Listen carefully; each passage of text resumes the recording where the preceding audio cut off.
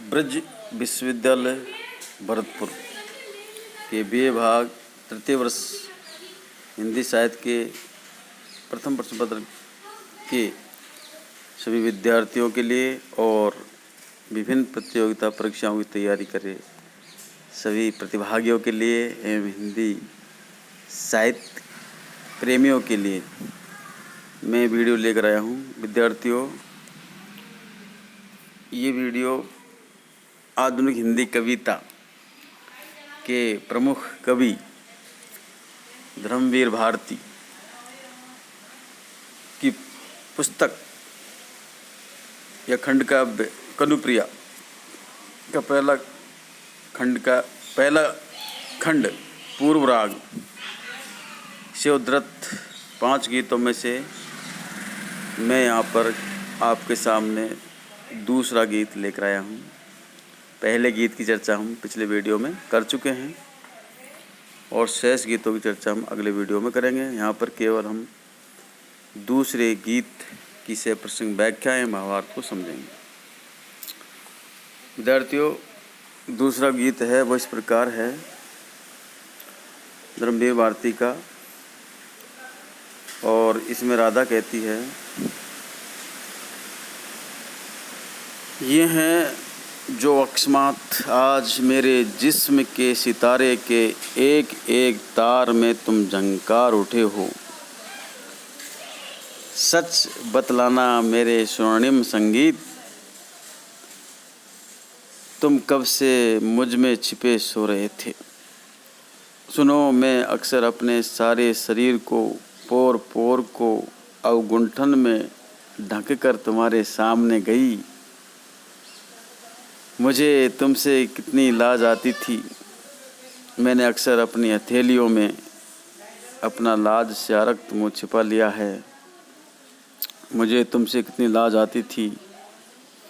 मैं अक्सर तुमसे केवल तम के प्रगाढ़ पर्दे में मिली, जहाँ हाथ को हाथ नहीं सूझता था। मुझे तुमसे कितनी लाज आती थी, पर हाय मुझे क्या मालूम था कि इस बेला जब अपने को अपने से छिपाने के लिए मेरे पास कोई आवरण नहीं रहा, तुम मेरे जिस्म के एक एक तार से झंकार उठोगे।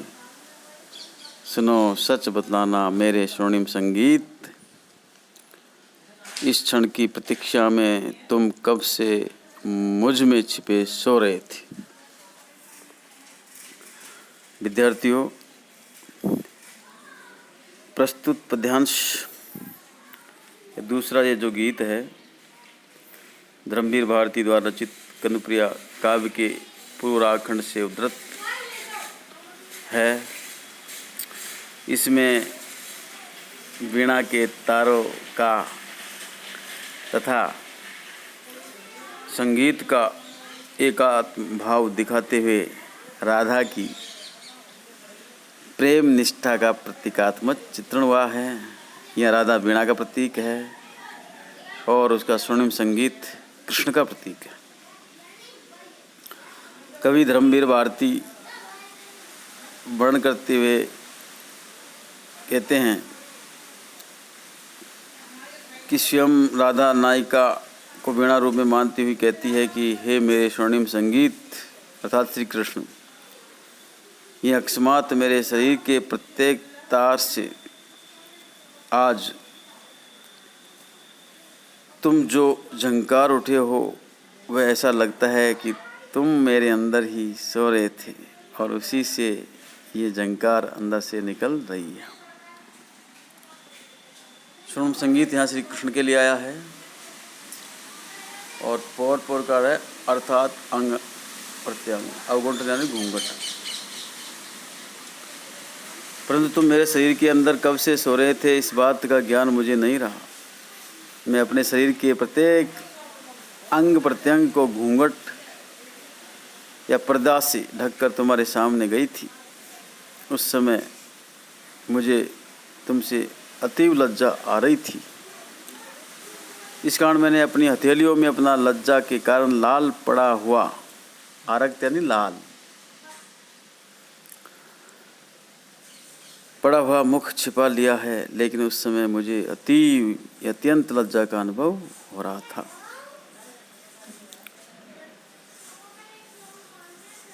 विद्यार्थियों, इस पद में नायिका राधा का आत्मानुभूति एवं प्रेम निष्ठा से युक्त कथन का वर्णन किया गया है। आगे राधा कहती है, राधा का पूर्व राग का स्मरण करती हुई पुनः कहने लगी कि हे प्रिय, तुम जब इस तरह मेरे सारे शरीर में छिपे हुए प्रतीत होते हो तो ऐसे समय पर मेरे पास अपने को अपने से छिपाने के लिए कोई आवरण या घूंघट भी नहीं है। मुझे पता नहीं रहा कि तुम मेरे शरीर रूपी वीणा के एक एक तार से इस तरह मधुर झंकार व्यक्त करोगे। इसलिए हे मेरे स्वर्णिम संगीत, सुनो और मुझे सच सच बतलाओ कि इस मधुर क्षण की प्रतीक्षा में तुम कब से मेरे शरीर के अंदर सो रहे थे। अर्थात मधुर संगीत व्यक्त करने से पूर्व तुम एकदम चुप सो रहे थे, परंतु तार की मधुर झंकार से तुम्हारा रूप व्यक्त हो गया। इस तरह की प्रेम निष्ठा के कारण मुझे कुछ लज्जा हो रही है, संकोचा हो रहा है। तो विद्यार्थियों, ये थी इस गीत की सप्रसंग व्याख्या। इस गीत में प्रेम विभोर नायिका का नायक के सम्मुख जाने में लज्जा को व्यक्त करने का वर्णन पूर्व अनुराग रूप में हुआ है। पूर्व के कारण प्रेम निष्ठा एवं रति भाव का सुंदर प्रकाशन हुआ है। लज्जा व्यभिचारी भाव से प्रेम की उदात्तता व्यंजित हुई है। शब्दावली तत्सम तद्भव मिश्रित है, सरल सुबोध एवं भावानुकूल है। यमक, रूपक और काव्यलिंग अलंकारों का प्रयोग किया गया है। तो विद्यार्थियों, ये था धर्मवीर भारती का दूसरा गीत, जो उनकी कनुप्रिया खंडकाव्य से, उनकी कनुप्रिया खंडकाव्य के प्रथम खंड से, जिसका शीर्षक पूर्व राग से अवतरित है। इसका सारांश इस प्रकार है। इस गीत में नायिका राधा द्वारा वीणा को लक्ष्य कर कहा गया है कि तुम्हारी स्वर तंत्रियों से जो मधुर स्वर या मधुर झंकार निकली, वह झंकार वस्तुतः मेरे अंदर से व्यक्त हुई। वीणा का संगीत उसी के अंदर समाविष्ट रहता है, केवल उसके तारों पर अंगुलियां चलाने से वह बजने लग जाती है।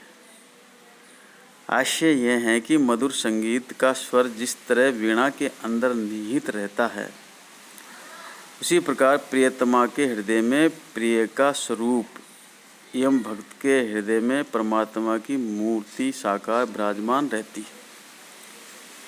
यह केवल आस्था एवं अद्वैत भावना से ही दिखाई देता है। तो विद्यार्थियों, इस वीडियो में इतना ही। मैं हनुमान प्रसाद मीना, सहायकाचार्य हिंदी, राजकीय स्नातकोत्तर महाविद्यालय बयाना।